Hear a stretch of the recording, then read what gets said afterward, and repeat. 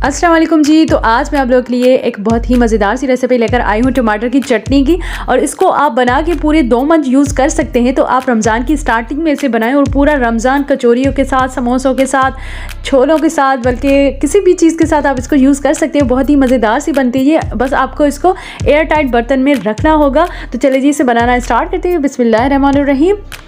4 medium size के टमाटर लिए हमने और उनको हमने कट लगा के रखा है ताकि इसका छिलका आराम से उतार सकें। ठीक है जी। उसके अलावा हमने 3 से 4 लहसुन के जवे लिए हैं, 3 टेबल स्पून हमने इमली का रस लिया है, 3 हमने ग्रीन चिलीज़ लिए हैं और कुछ फ्रेश जो है पुदीना। इनको हम ग्राइंड करेंगे। तो सबसे पहले हमने ग्रीन चिलीज़ ऐड की जग में, और उसके अलावा लहसुन और कुछ फ्रेश पत्ते पुदीने के, और उसके साथ ही जी इमली का रस,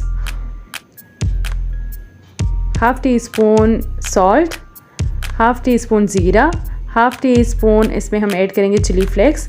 ठीक है जी। इसको हम अच्छे तरीके से ग्राइंड करेंगे और बिल्कुल इनकी हमने चटनी बना देनी है। ठीक है जी। तो देखें चटनी बन चुकी है।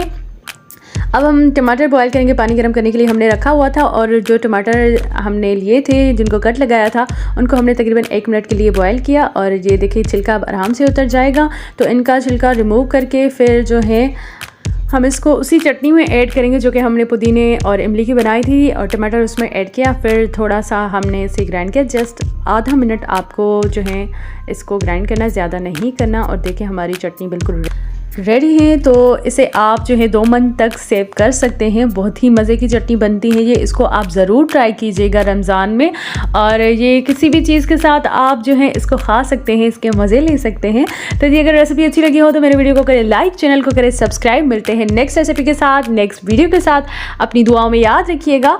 अल्लाह हाफिज़।